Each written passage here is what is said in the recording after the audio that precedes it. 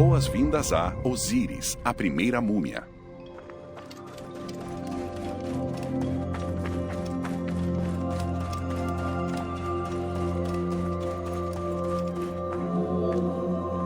As múmias mais antigas já recuperadas datam do Antigo Império, embora egiptólogos acreditem que a mumificação era usada muito antes disso. A princípio, o corpo era mumificado por meio da dessecação ambiental, aproveitando o clima seco e quente. Os primeiros experimentos com a mumificação foram conduzidos com o uso de resina feita de seiva de árvores. As faixas de linho eram usadas apenas em partes superficiais da epiderme das mãos ou da mandíbula.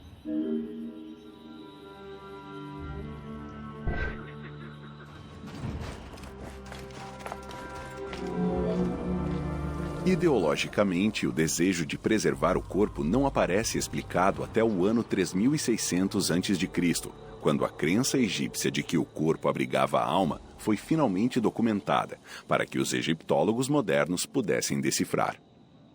Somente com a chegada do mito de Osíris à religião egípcia, por volta da Quinta Dinastia, é que se conceituou completamente a mumificação.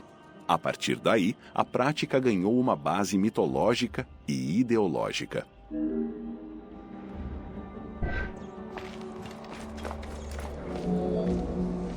Osíris era conhecido, sobretudo, como deus dos mortos e da ressurreição. O mito mais conhecido sobre a Gênese trata do desmembramento de Osíris.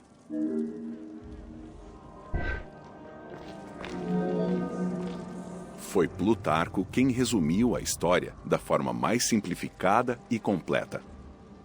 Na mitologia egípcia, Osíris representava o primeiro rei a governar o Egito. Com inveja de seu poder, seu irmão Sete tentou usurpar seu trono. Após várias tentativas fracassadas, Sete conseguiu matar seu irmão e o esquartejou, espalhando as partes do corpo por todo o Egito. E Sete, a grande da magia, viajou por todo o Egito em busca das partes do corpo do seu marido. Após uma longa busca, ela recuperou todas as partes, exceto por sua virilidade, que havia sido comida por um peixe.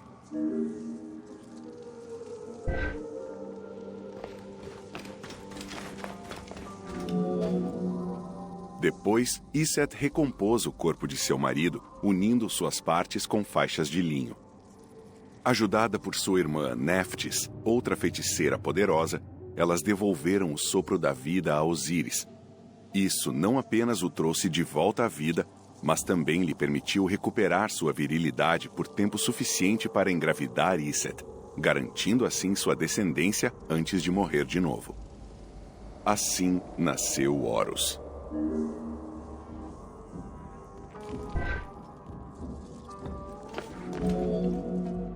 O ritual usado para trazer Osíris de volta à vida explica como ele se tornou a primeira múmia.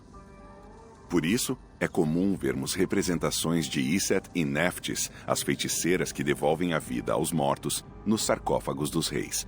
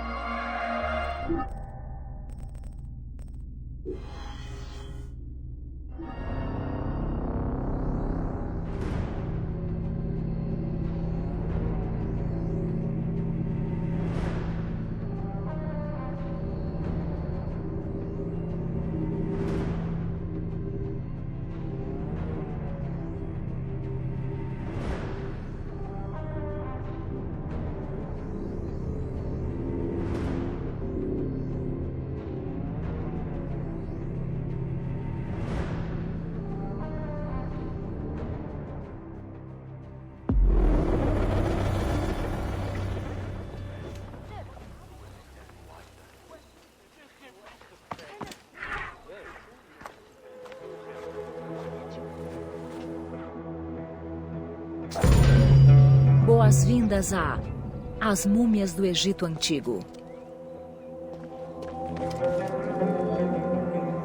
processo de mumificação usado pelos antigos egípcios era, sobretudo, um ato cerimonial. Os diferentes tipos de mumificação levavam em consideração a posição social e a riqueza do falecido e chegavam a incluir animais. O mais caro deles era reservado ao faraó e à família real, bem como a alguns dos mais abastados membros da corte.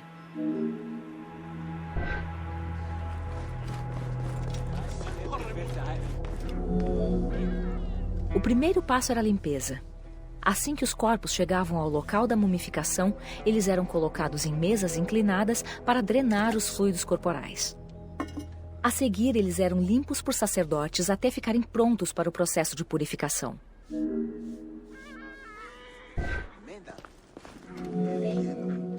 A purificação começava com uma libação de água sagrada, então os sacerdotes fumigavam o corpo com resina de terebinto.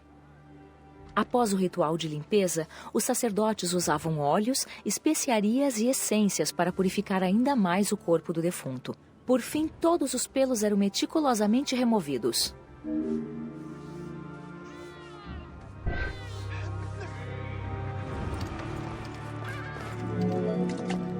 Após a devida purificação, os embalsamadores removiam os órgãos seguindo procedimentos muito específicos. Primeiro, extraíam o cérebro inserindo uma colher pelas narinas para quebrar o osso etimoide. A seguir, com a ajuda de uma espátula, tiravam todas as partes do cérebro que conseguiam. As partes restantes eram extraídas após um processo de liquefação, realizado com o emprego de um líquido cáustico. Uma vez esvaziada, a caixa craniana era limpa e desinfetada com vinho de palma, e a seguir, recheada com pedaços de linho e resina liquefeita.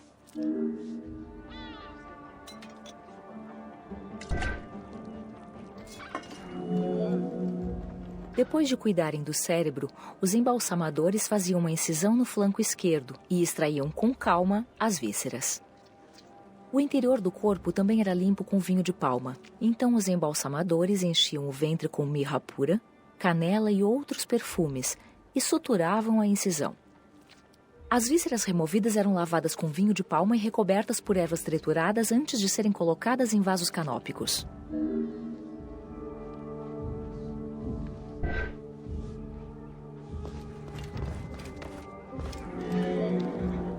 Os vasos canópicos eram acomodados perto do sarcófago ou guardados em um baú próximo. Primeiramente, as vísceras eram embrulhadas em um tecido e colocadas nos vasos.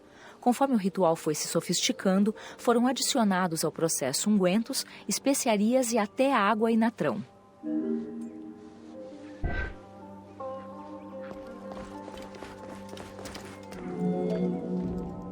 Em meados do Império Novo, os vasos canópicos assumiram a aparência dos 4 filhos de Horus. Eles eram considerados como protetores das vísceras. Cada um deles tinha sua própria guardiã, uma divindade dos mortos. Imset, o deus com cabeça de homem, protegia o fígado e era protegido pela deusa Iset. Hapi, o deus com cabeça de babuíno, protegia os pulmões e era protegido pela deusa Neftis. Duamutef, o deus com cabeça de chacal, protegia o estômago e era protegido pela deusa Nith. Por fim, Quebesenwef, o deus com cabeça de falcão, protegia os intestinos e era protegido pela deusa Serket.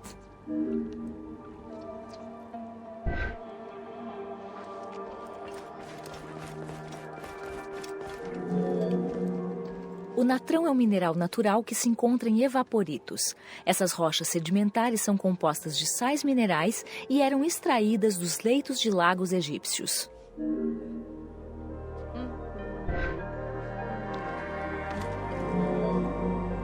Os embalsamadores usavam o natrão para secar a carne e deter o processo de putrefação do cadáver. Quando o corpo estava limpo e eviscerado, o falecido era coberto com natrão por cerca de 40 dias. Uma vez dessecado, o corpo era preparado para ser envolto em tiras de linho.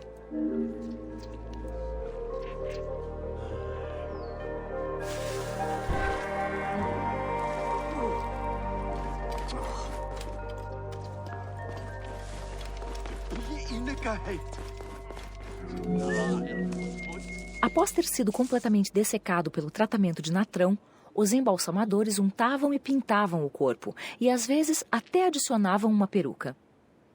Muitas vezes eles usavam um preparado antisséptico à base de rena para dar ao corpo uma aparência mais vívida, além de prepará-lo para resistir ao mofo e aos fungos.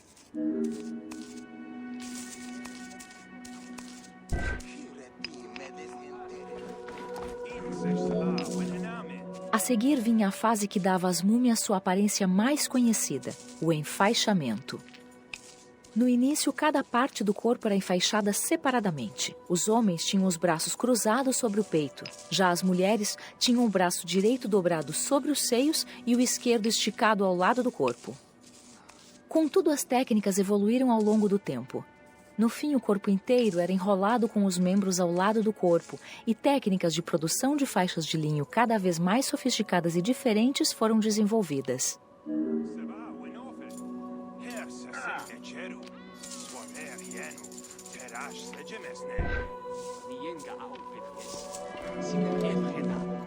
Além das joias e amuletos dispostos sobre a pele do defunto, também se inseria cuidadosamente amuletos na composição das faixas de linho. Cada amuleto tinha uma ligação com um mito ou uma crença relacionada ao renascimento.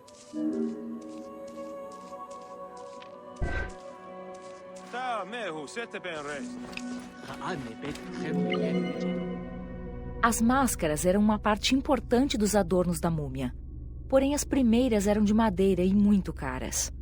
Logo, elas foram substituídas por máscaras criadas com a técnica da cartonagem. Essas máscaras eram produzidas com a sobreposição de diversas camadas de linho ou polpa de papiro em uma base feita de lama ou palha. A cartonagem foi usada para mais do que máscaras funerárias.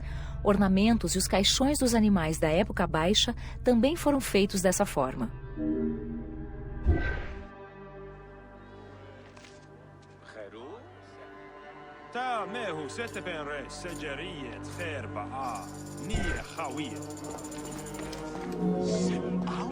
A cartonagem evoluiu para cobrir o corpo inteiro da múmia durante a 22ª dinastia.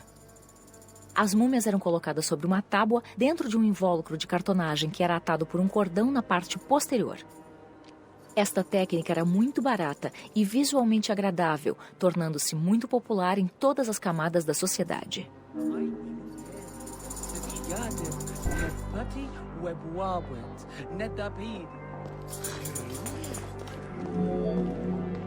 Em geral, os invólucros de cartonagem eram cobertos por inscrições e decorações policromadas que especificavam os nomes e os títulos do falecido, retratavam cenas da vida cotidiana ou recebiam decorações especificamente funerárias.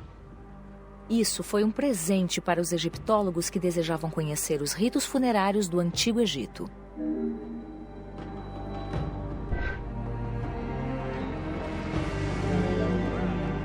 Assim que a múmia estava devidamente enfaixada e adornada, os embalsamadores iniciavam a cerimônia da abertura da boca. Esta cerimônia era uma etapa fundamental do processo funerário. Seu objetivo era ressuscitar o defunto ou dar vida a um objeto que o representava.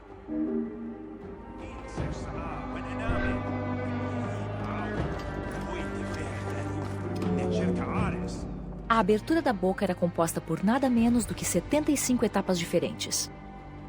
Ela exigia a aplicação dos mesmos óleos, ungüentos e perfumes usados durante o processo de mumificação. Às vezes, a maquiagem também fazia parte do processo.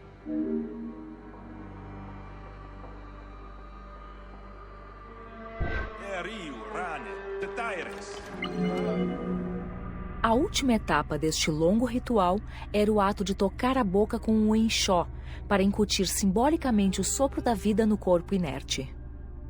Sua realização era reservada a um grupo muito específico de pessoas: os sacerdotes que usavam a máscara do deus Anubis, um parente próximo ou pelo herdeiro do trono.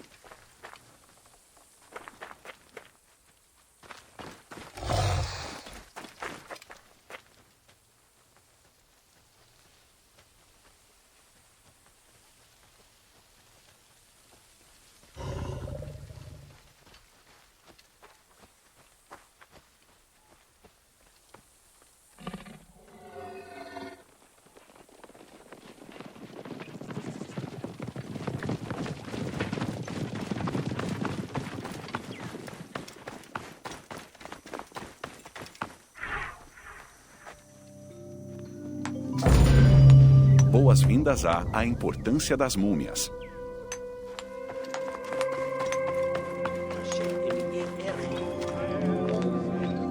O primeiro hieróglifo de um embalsamador apareceu nas pirâmides do Antigo Império. É provável que o embalsamamento tenha sido um ramo que progrediu com a evolução das práticas funerárias do Egito Antigo.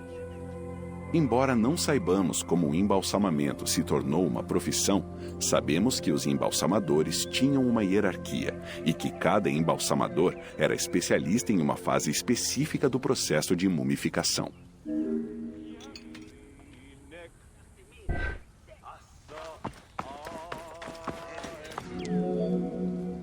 As técnicas de mumificação eram guardadas com muito zelo pelos embalsamadores de geração a geração.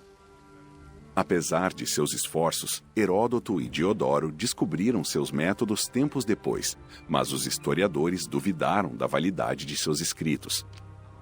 Essa dúvida persistiu até que duas equipes de cientistas forenses confirmaram o processo em 1994 e, de novo, em 2011.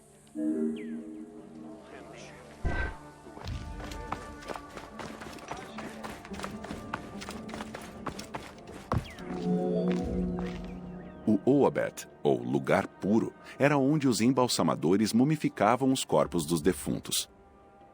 Até o final do Império Médio, ele ficava em tendas na periferia da cidade devido ao odor da decomposição. Porém, a partir do Império Novo, o Ouabet passou para dentro dos limites da cidade, embora ainda em espaços a céu aberto. Da mesma forma que as técnicas de mumificação evoluíram, pode ser que o mesmo tenha acontecido com o modo que os embalsamadores eram vistos dentro da sociedade egípcia.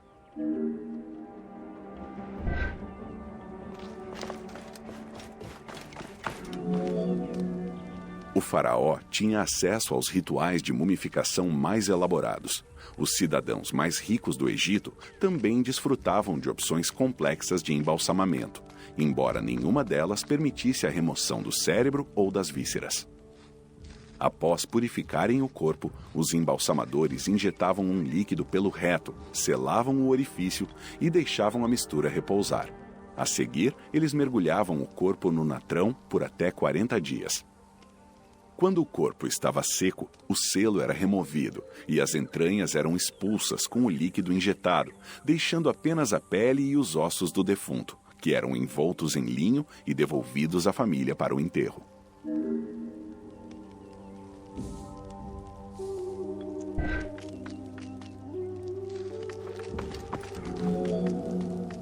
Na opção mais barata de embalsamamento, os embalsamadores injetavam um produto chamado surmaia e mergulhavam o corpo no natrão por até 40 dias antes de entregá-lo à família.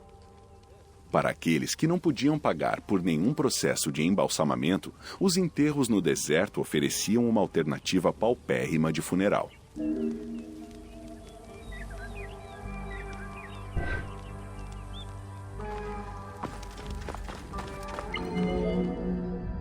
A civilização egípcia sempre fascinou os ocidentais, antes mesmo das invasões gregas e romanas. Desde a Idade Média, as múmias descobertas pelos viajantes costumavam ser enviadas à Europa. Vários armários de curiosidades dos séculos XVI e XVII incluíam artefatos faraônicos em suas coleções.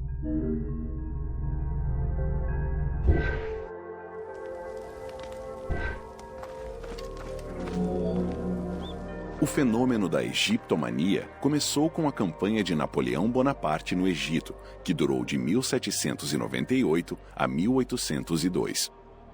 Os anos seguintes foram marcados pelo ressurgimento do interesse dos estudiosos e dos entusiastas abastados, que expuseram o Egito ao grande público. Muitas sociedades de pesquisa com foco na egiptologia foram fundadas nessa época.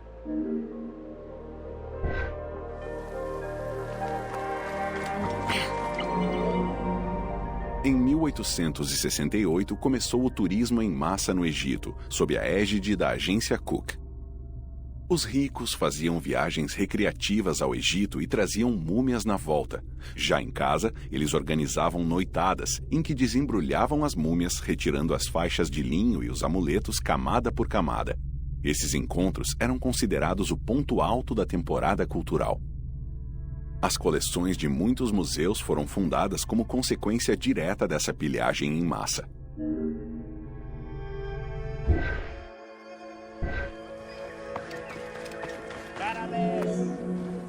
Graças a essas festas de gosto duvidoso, nasceu a fantasia de uma múmia que voltava à vida para se vingar de seus profanadores. Desde então, o mito da maldição da múmia na cultura popular persiste, particularmente na literatura e no cinema.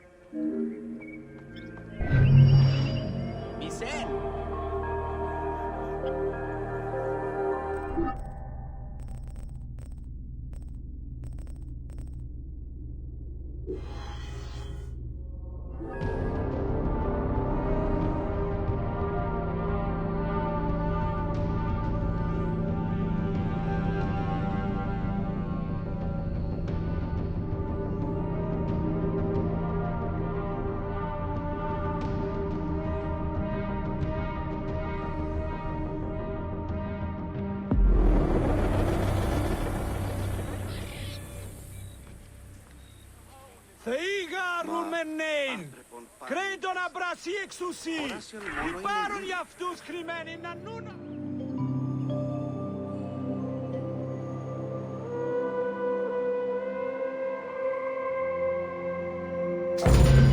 Boas-vindas a Amuletos e Rituais. Antigos egípcios acreditavam que o mundo era um lugar caótico, cheio de forças sobrenaturais. Eles sabiam que a arte e as palavras davam vida e poder às coisas. Esculpidos com imagens de hieróglifos ou silhuetas de deuses, amuletos eram objetos muito pessoais que afastavam perigos e doenças ao mesmo tempo que atraíam sucesso.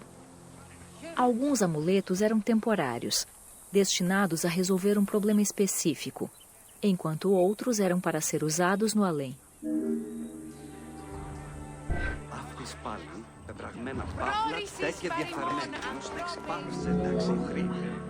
Sacerdotes infundiam amuletos com energia mágica durante cerimônias religiosas, imbuindo-os de magia para proteger contra poderes sobrenaturais. Os egípcios mais abastados podiam obter pingentes divinamente ordenados, que ocultavam uma fórmula mágica escrita em um pedaço de papiro. Funcionavam como um feitiço exclusivo, criado para o proprietário.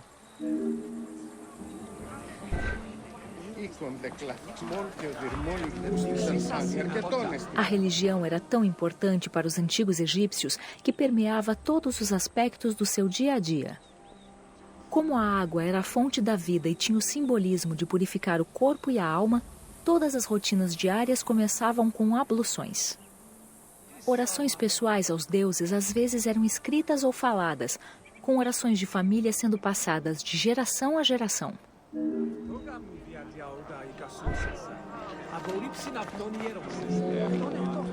Havia um calendário completo com todos os dias religiosos, tanto bons quanto ruins, ilustrando os rituais diários apropriados.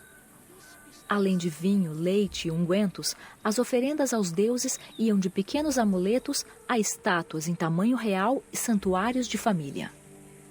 Durante o período greco-romano, as oferendas aos deuses consistiam em animais mumificados: gatos para Bastet, cães para Anubis e pássaros para Tot.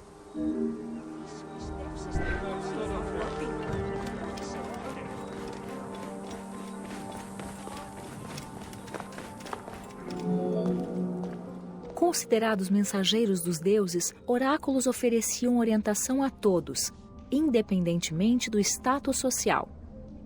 Ofereciam conselhos cruciais sobre tudo, desde a gestão agrícola diária à decisão de um faraó em iniciar uma guerra. Oráculos eram frequentemente usados para decidir questões legais. Se o acusado rejeitava a decisão de um deus, outro podia ser consultado na esperança de resposta mais favorável.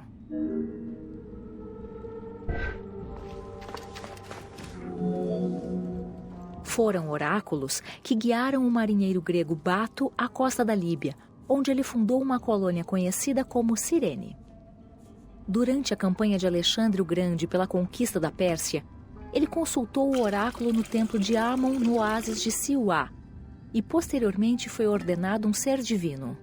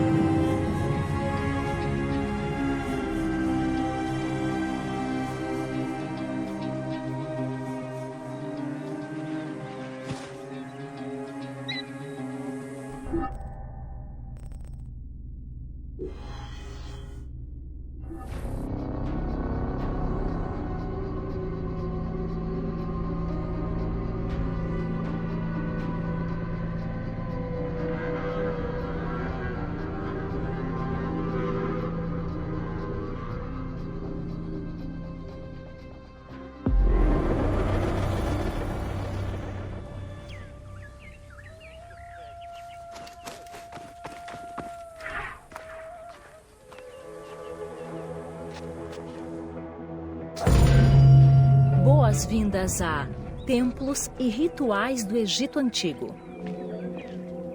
Durante os rituais e festivais, o deus era carregado numa barca solar entre as áreas do templo ou entre templos de cidades diferentes. Entalhes e pinturas funerárias com milhares de anos de diferença, bem como o Livro dos Mortos, apresentam o mesmo desenho do navio com remos. As barcas solares foram descobertas perto ou dentro das tumbas dos faraós. Sua finalidade era transportar o faraó até o além.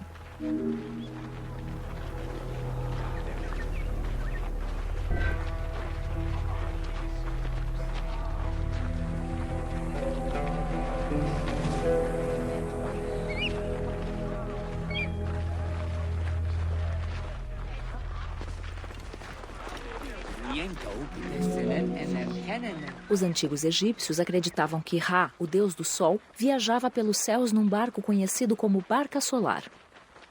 Acreditava-se que a barca solar cruzava terras mitológicas.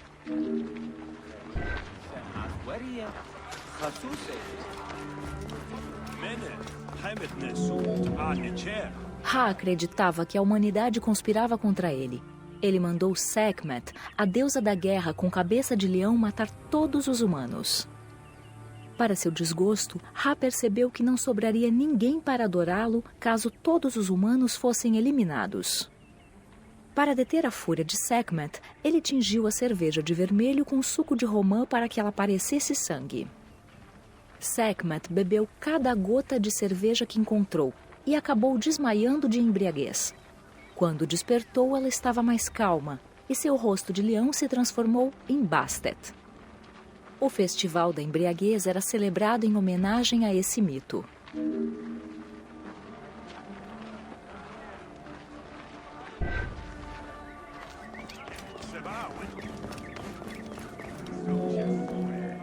Diferente dos rituais diários que os sacerdotes realizavam no interior do templo, os festivais permitiam que toda a população da cidade participasse. Os festivais ajudavam a marcar a passagem das estações no calendário agrícola. Ao refletirem os ciclos da vida, os festivais ofereciam uma noção de estrutura e consistência aos cidadãos comuns. Isso contribuía para preservar a ordem que os faraós deviam garantir para os cidadãos do Egito como parte dos seus deveres divinos.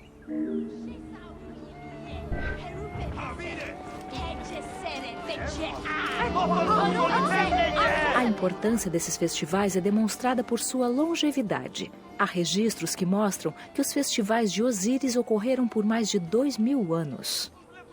Alguns festivais serviam para reforçar o controle do Estado e promover o poder do rei. Os festivais de Opet e Sed foram especificamente elaborados para celebrar a renovação do poder do rei.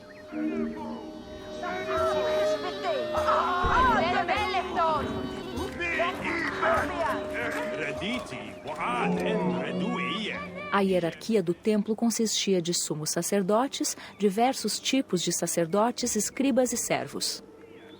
O sumo sacerdote era conhecido como profeta. Algumas divindades tinham até 4 profetas, que eram os encarregados da realização dos rituais mais complexos e avançados.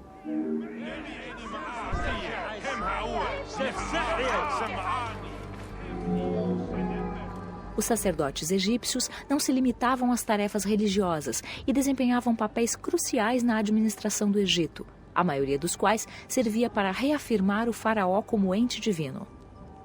No templo, seu foco era garantir que os rituais eram realizados de forma correta, e não tanto a preservação dos dogmas ou a doutrinação dos indivíduos.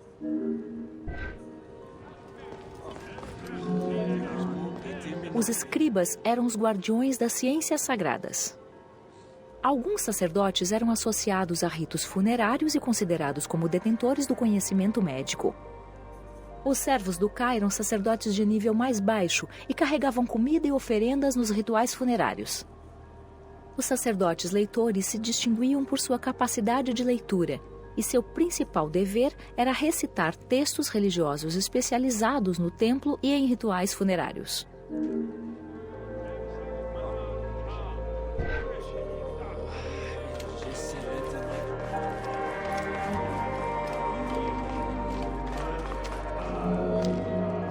Os sacerdotes e todos os oficiais que serviam no templo trabalhavam apenas 3 meses por ano dentro do recinto sagrado, com um trimestre de inatividade entre cada um desses meses. Findo o seu trabalho, os sacerdotes passavam o templo e as ferramentas aos seguintes. Apenas o cargo de sumo sacerdote era permanente dentro do templo.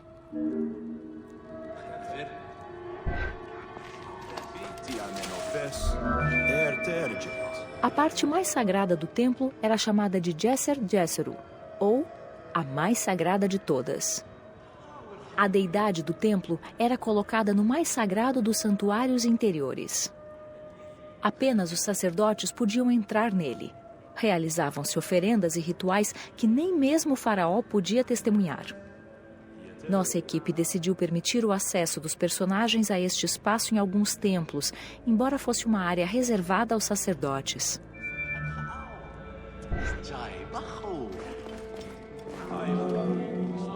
Muitas vezes, os faraós e seus sacerdotes escolhiam o lugar desses templos por causa de alguma conexão mitológica ou um alinhamento com pontos cardeais e certas estrelas. Depois de selecionado, realizava-se um ritual de inauguração. O faraó precisava completar 10 passos durante o ritual, o qual exigia uma mistura de oferendas e técnicas específicas de construção. Assim que a estrutura do templo estava completa, começava a construção da Câmara do Santuário, ou Naos.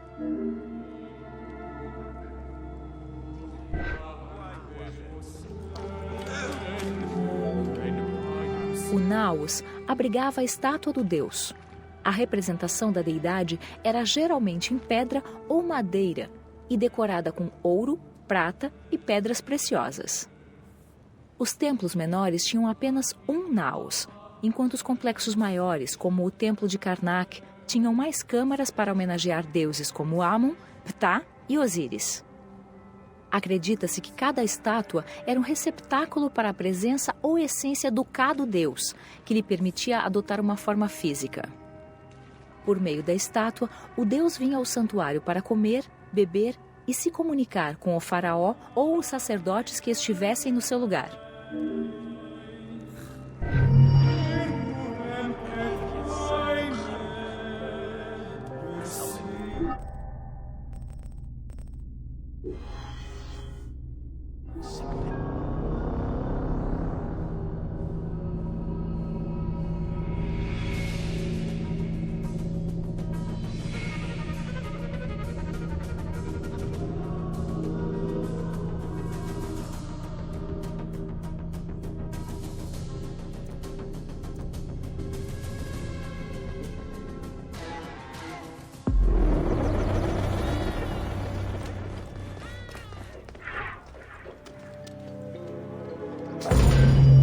Boas-vindas a templos e sacerdotes.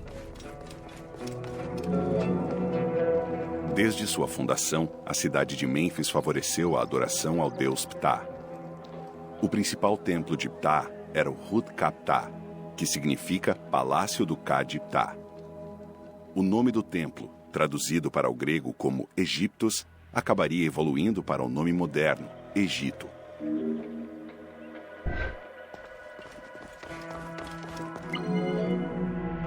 Os templos eram o centro da vida religiosa, política e econômica do Egito Antigo.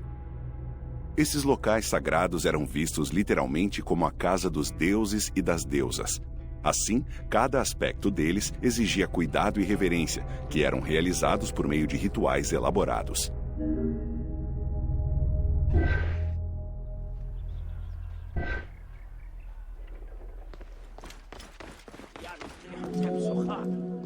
Localizado no centro de Mênfis, o Templo de Ptah era o prédio mais destacado e imponente da cidade. O longo passeio que levava até o templo, conhecido como corredor, era vigiado por fileiras de esfinges. Toda a área sagrada havia sido projetada para guardar a estátua do deus, protegida pelos recintos sagrados que a rodeavam.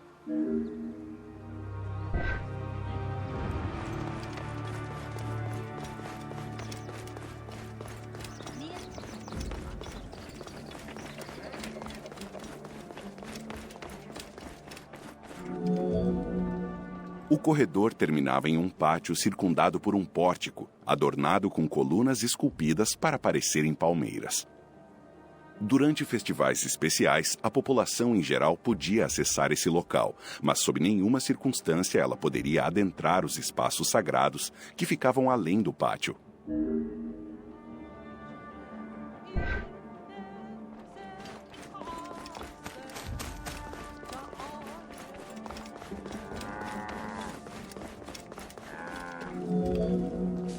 A esfinge de alabastro de Mênfis foi descoberta em 1912, quase totalmente coberta por água e areia.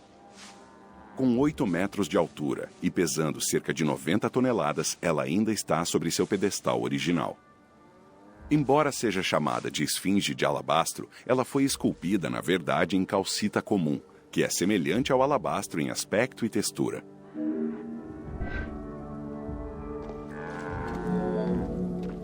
A erosão destruiu as inscrições originais, o que faz com que seja difícil determinar a data de sua criação.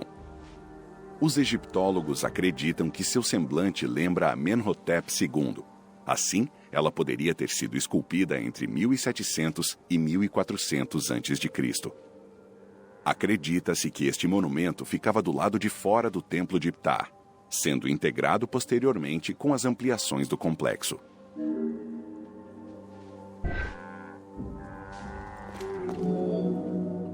O tamanho da escultura imponente reflete a importância que teve para o templo durante o Império Novo. Esta esfinge é um dos poucos artefatos remanescentes das ruínas de Mênfis.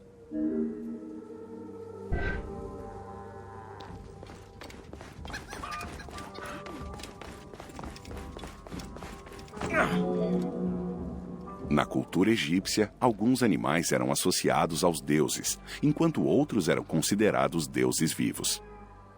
Considerava-se o touro Apis uma entidade divina. A primeira menção a ele no Egito Antigo remonta à primeira dinastia egípcia.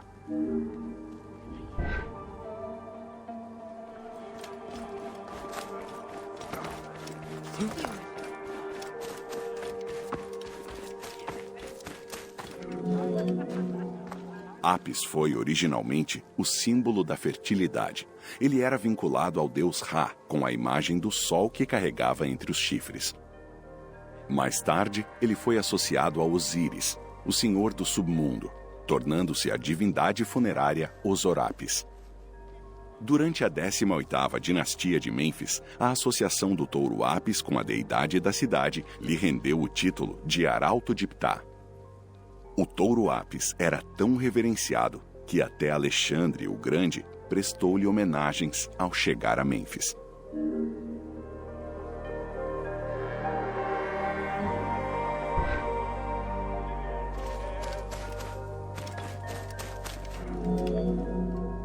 O touro Apis vivia com seu harém em um estábulo sagrado, localizado em um recinto do templo de Ptah.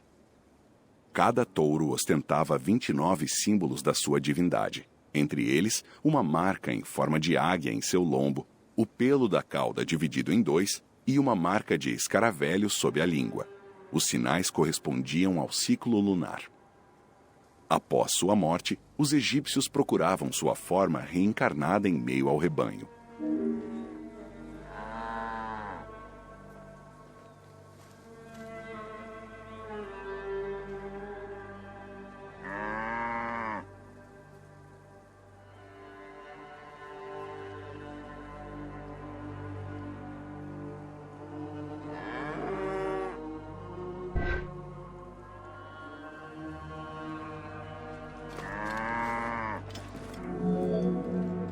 Igual a outras divindades vivas, as pessoas rezavam para a encarnação mortal do touro Apis. Quando morria, ele recebia um funeral luxuoso, que incluía a mumificação.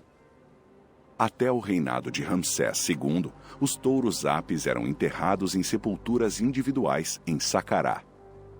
Durante a 26ª dinastia, os corpos dos touros eram enterrados em enormes cubas de pedra nos corredores subterrâneos do Serapeu de Mênfis.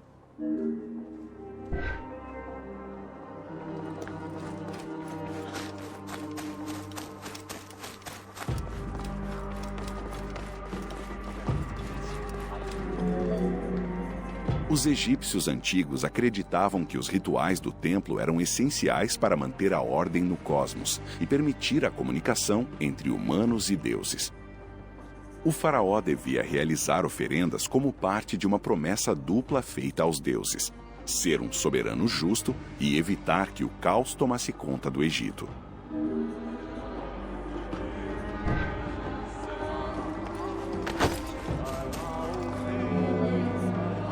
Os detalhes das cerimônias achados nas paredes do templo fornecem uma perspectiva completa das etapas do ritual diário. Realizado 3 vezes ao dia para refletir as 3 refeições diárias dos humanos, cada etapa deste ritual simbólico tinha recitações específicas, muitas das quais se referiam a eventos míticos.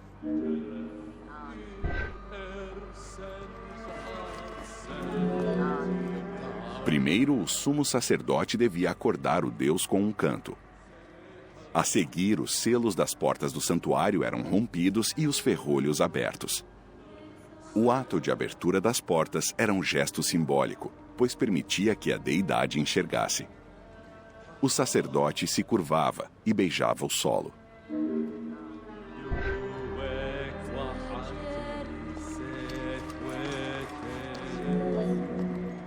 Então o deus era lavado com água incensada e sua boca era enxaguada com sais minerais. Após a limpeza, enfeitava-se a estátua com joias e trajes da realeza. No rito final, o sacerdote devia varrer todas as pegadas, para evitar que o mal se aproximasse do deus.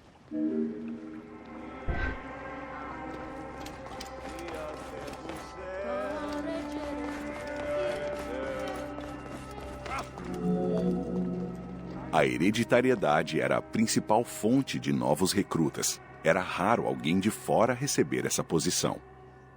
O sumo sacerdote ocupava o topo da hierarquia do templo. Cada templo dedicado a um deus tinha ao menos um sumo sacerdote a seu serviço. Durante a dinastia ptolemaica, uma única família deteve a posição de sumo sacerdote de Mênfis por quase 300 anos.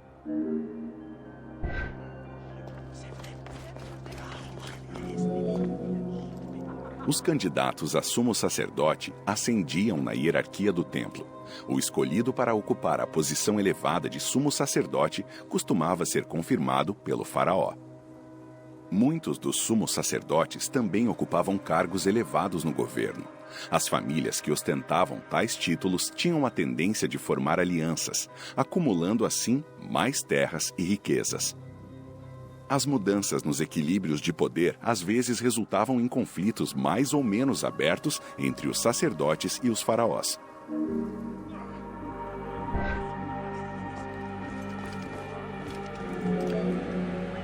Na 21ª dinastia, Tebas se tornou a capital de um governo quase inteiramente teocrático. A cidade era governada por reis sacerdotes, que falavam e governavam em nome do deus Amon, em franca oposição aos faraós reinantes. Esses reis sacerdotes causaram a descentralização massiva de poder, conhecida como Terceiro Período Intermediário.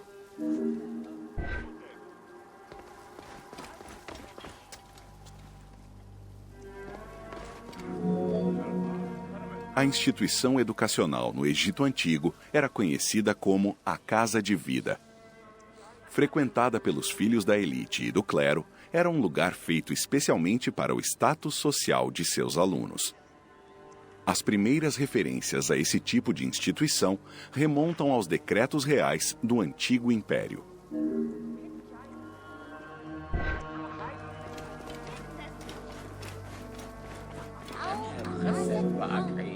Apenas 2 desses centros foram descobertos, um na cidade abandonada de Akhetaton e um no templo de Ramsés II, na margem oeste de Tebas. As inscrições descobertas nestas localizações mencionam os nomes e os títulos das pessoas conectadas à Casa de Vida, como um médico-chefe e muitos escribas. Presume-se que, por volta da época baixa, cada templo tinha uma Casa de Vida.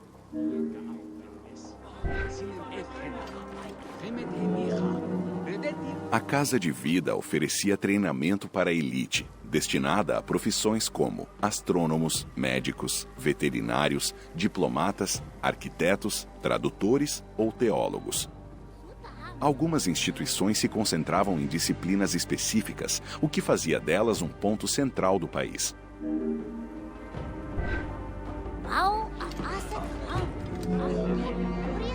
A Casa de Vida não se limitava à instrução dos jovens estudantes. Era uma referência para muitos estudiosos, com salas dedicadas a papiros de muitas disciplinas. Como os papiros eram ali preservados, os greco-romanos chamavam a Casa de Vida de biblioteca.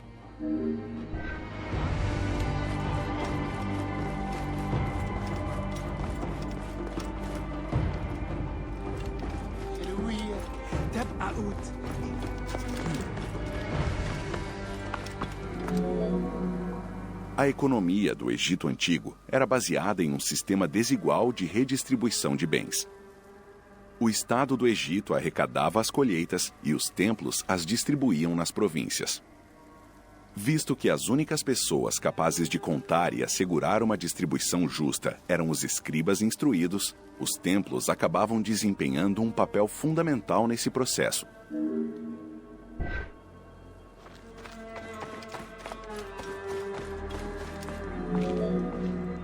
Há registros de faraós que faziam ofertas de grandes quantidades de terras e animais aos templos para manter seu apoio. Ramsés III ofereceu presentes generosos ao templo de Amon, em Karnak, com essa finalidade.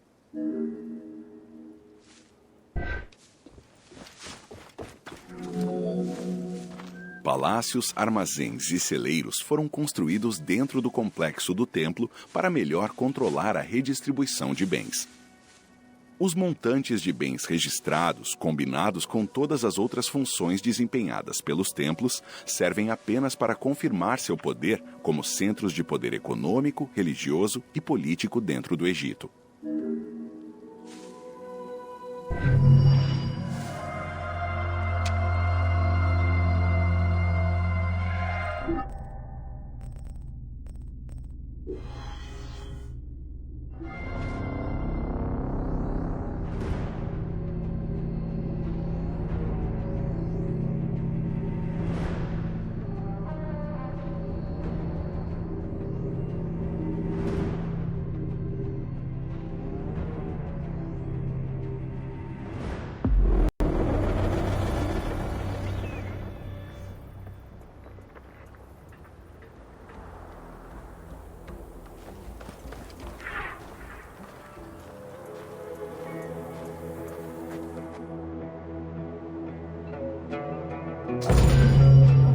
Boas-vindas a Criando o Egito Antigo.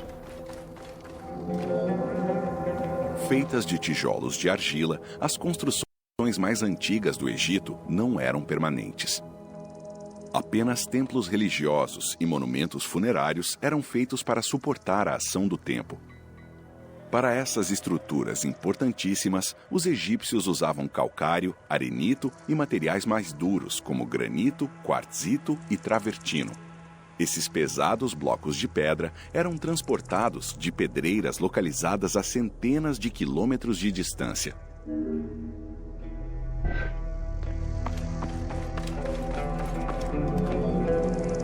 O calcário era comum e fácil de extrair das pedreiras na margem leste do Nilo. Porém, esse calcário continha fósseis marinhos, o que dificultava seu polimento e decoração. Ele era usado como material de construção principal, e a estrutura era então terminada com um calcário mais fino, que era polido e decorado conforme a necessidade. O calcário foi usado para a construção das primeiras pirâmides e para a maioria das construções religiosas do Antigo e Médio Império.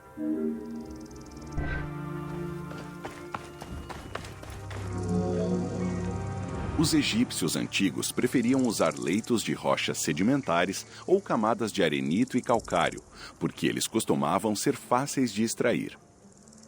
O método habitual para se extrair pedras era a pedreira a céu aberto. Os quebradores de pedra encontravam pedras de qualidade, davam-lhes forma e extraíam. As pedreiras a céu aberto permitiam o trabalho simultâneo com muitos blocos, o que possibilitou maior produtividade.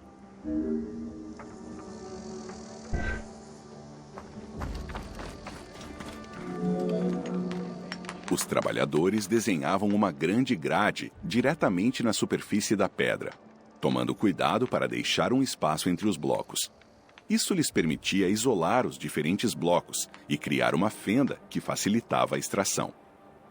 Os quebradores de pedra usavam cinzéis de ferro para rochas duras e de bronze ou cobre para rochas mais suaves.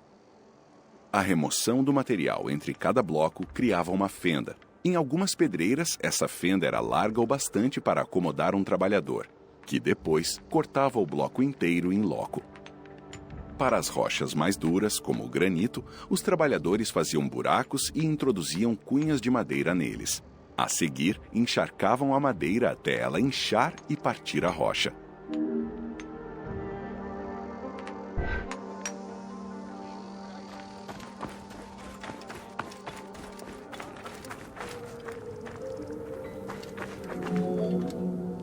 A técnica da extração por galerias era usada quando a rocha estava enterrada sob camadas de escombros. Muitas vezes, esse método era necessário para encontrar o melhor e mais branco calcário para o acabamento. O primeiro passo para que os trabalhadores da pedreira pudessem chegar ao extrato desejado era criar um fosso de acesso na pedra. Assim que o extrato fosse exposto, os trabalhadores podiam cortar blocos menores. O fosso requeria uma plataforma para descer. Projetada como uma escada, ela permitia a liberação de várias galerias de blocos.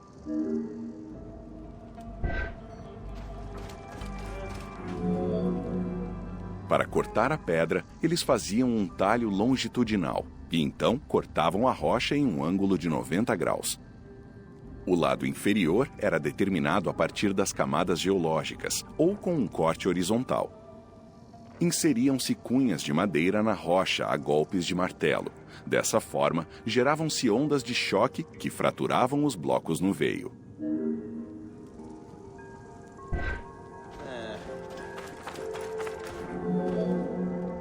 Para manter a estabilidade desses fossos durante a atividade de extração, os trabalhadores deixavam seções de rocha não escavada como suporte.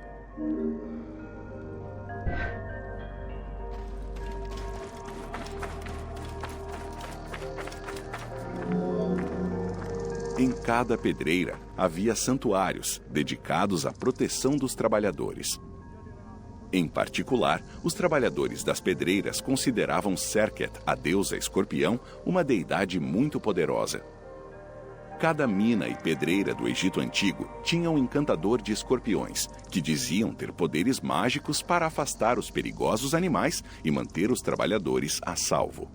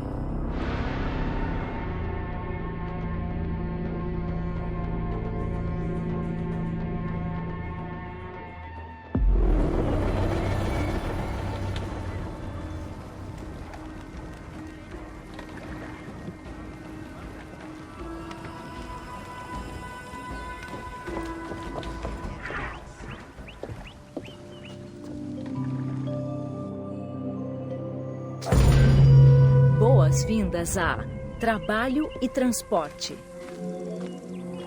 Estivessem eles empregados na construção de pirâmides ou nas pedreiras, o governo fornecia comida e alojamento aos trabalhadores.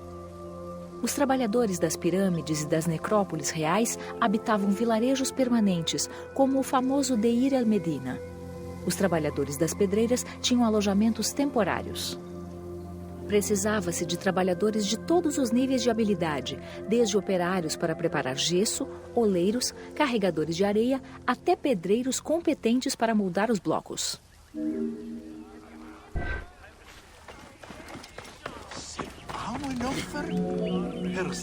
Arquitetos e engenheiros talentosos tinham emprego o ano todo, enquanto o trabalho na construção ou nas pedreiras era feito por agricultores durante a estação da cheia do Nilo. Os operários eram versáteis e trabalhavam duro. Muitos eram agricultores que trabalhavam na construção durante a entre-safra. Os hieróglifos encontrados nos vilarejos listavam os postos de trabalho.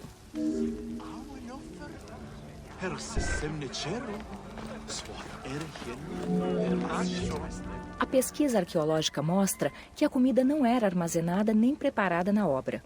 Os trabalhadores recebiam rações fartas de pão, cerveja e carne. Essas rações eram gerenciadas por administradores de fora do vilarejo. Os trabalhadores feridos também recebiam tratamento médico.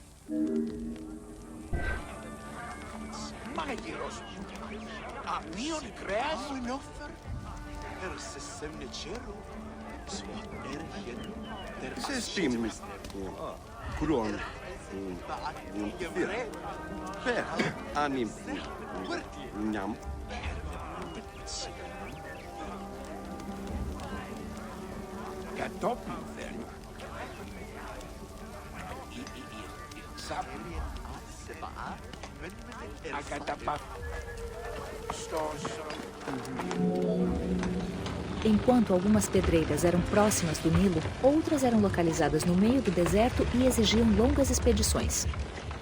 Essas expedições eram sancionadas pelo Estado. Elas envolviam uma logística complexa e exigiam muitos participantes.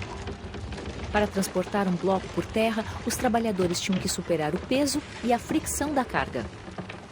Para solucionar isso, eles primeiro cavavam uma pista no chão, que às vezes era reforçada por trilhos, sobre os quais se puxava um trenó usado para transportar os blocos.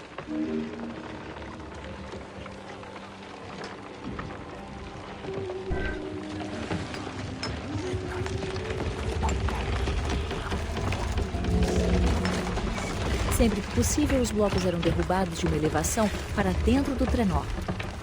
Os trabalhadores derramavam água na argila em frente ao trenó, criando uma superfície deslizante para mover a carga mais facilmente. Foi só a partir do Império Novo que os animais passaram a fazer o transporte.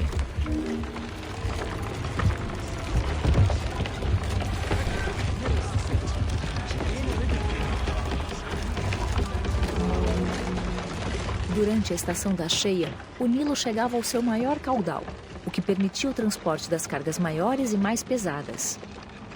As pedreiras próximas ao rio tinham calhas para levar as pedras até a margem. Os portos e cais situados na margem do rio permitiam a transferência de materiais e suprimentos. Os armazéns do porto acomodavam estoques adicionais de pedra para que fossem transportadas na temporada de inverno.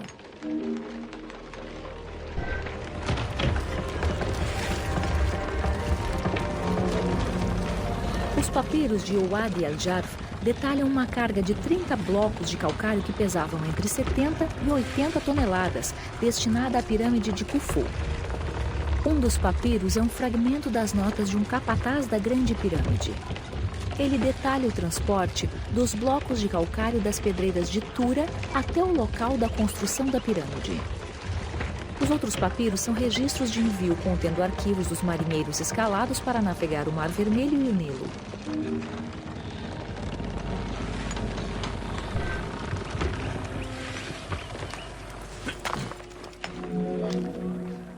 O carregamento de pedra pesava 15 toneladas por barco, o que dava cerca de 6 ou 7 blocos por viagem.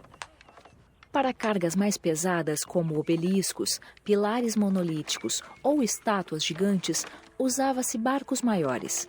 Esses é que costumam ser representados nas paredes dos templos.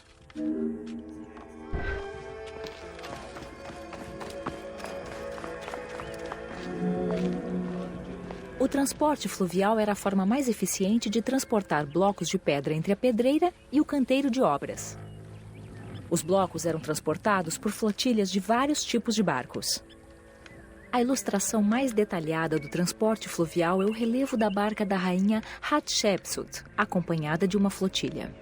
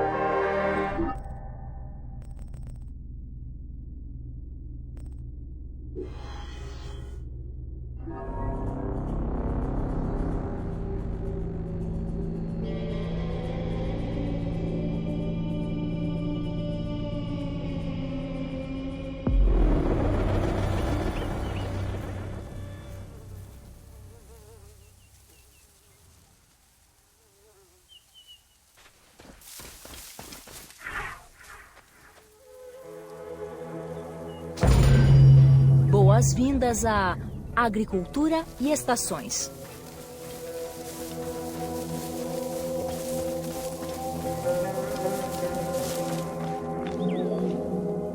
Embora cultivassem safras em diferentes oásis no deserto, a maior parte das terras aráveis ficava perto do Nilo. Eram cultivados 2 tipos de cereais, cevada e um trigo antigo conhecido como farro. Estes 2 ingredientes importantes contribuíram para estabelecer o pão e a cerveja como a base da dieta e da economia egípcia.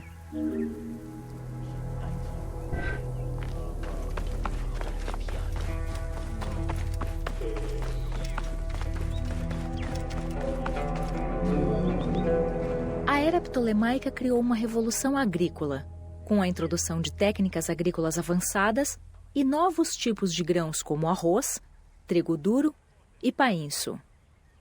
A consequente produção agrícola em massa fez crescer muito a economia do Egito Antigo. Também incitou o desenvolvimento de armazenagem e transporte, permitindo o comércio com regiões distantes.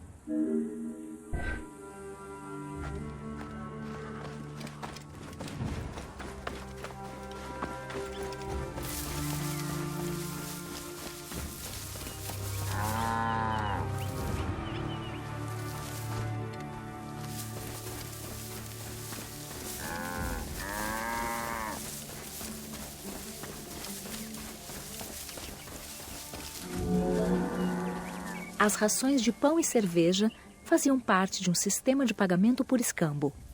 O Estado os utilizava para pagar salários àqueles que trabalhavam nas pedreiras e em canteiros de obras. A cerveja era tão importante que os egípcios tinham uma deusa da produção de cerveja, Tenenet.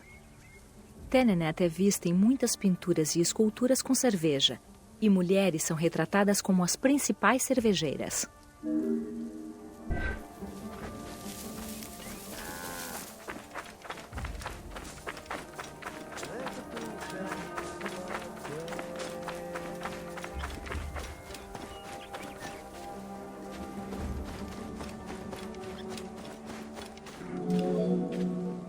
A fim de aumentar a produção agrícola, as terras férteis foram divididas em lotes e estimulou-se a criação de grandes regiões agrícolas. O Estado e os templos eram os maiores proprietários de terras. Dependendo da região, as terras eram administradas por servos ou alugadas por particulares. Antigos egípcios dependiam de ferramentas rudimentares para o cultivo. O solo era revirado com enxadas e arados eram usados para criar sulcos.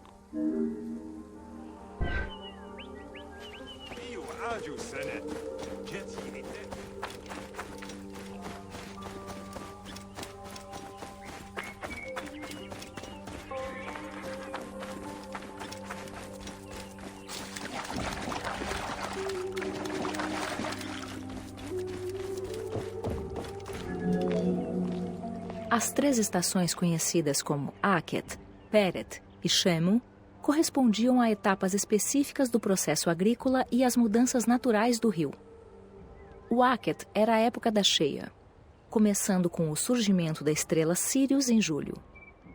O Peret era a época das terras serem cultivadas, aradas e semeadas. Isso se dava por outubro e novembro. O Shemu acontecia de maio a setembro, época da colheita e da coleta de impostos.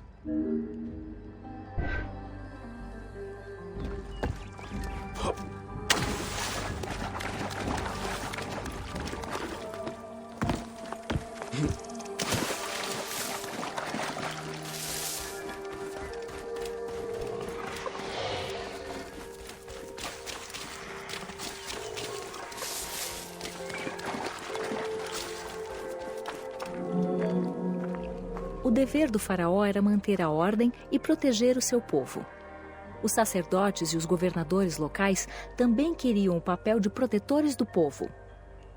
Porém, qualquer variação nas estações do Nilo podia ocasionar escassez de água. Isso tinha consequências devastadoras nas safras de trigo e cevada. O faraó, os administradores e os sacerdotes sabiam que precisavam demonstrar suas habilidades para evitar tamanha catástrofe. E assim inventaram a história que seria escrita na Estela da Fome.